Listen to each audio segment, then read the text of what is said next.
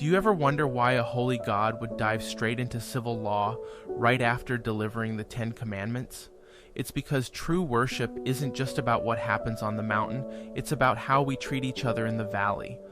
Exodus 21 begins not with lofty theology, but with practical justice, and the very first thing God addresses? Servants, the vulnerable, the ones without voice or leverage, because the God who thundered from Sinai isn't just majestic, he's merciful.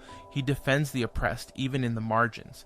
If you've ever struggled with how Scripture handles justice or how to live it out, don't scroll past. Comment or share this, because someone else needs to know that God sees the overlooked. God says, "If you buy a Hebrew servant, he shall serve 6 years, and in the 7th he shall go out free for nothing." That one sentence reshaped the ancient world. No other culture did this. In Egypt, they were the slaves, generation after generation. But God says, "Not in my kingdom." Here, no one stays in bondage forever.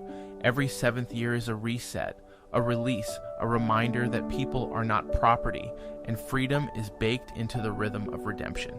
Then he gets personal. If a servant came in married, he leaves married. If he came alone, he leaves alone.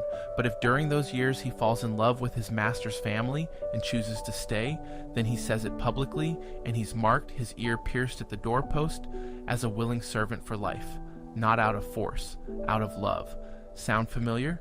Because that's the posture Jesus took, the willing servant, pierced for love, bound to us not because he had to, but because he wanted to. Then God shifts to protecting female servants, and his laws are shockingly progressive for the time. If a man takes a woman into his home with the intent of marriage, she must be treated with full dignity. She can't be sold off.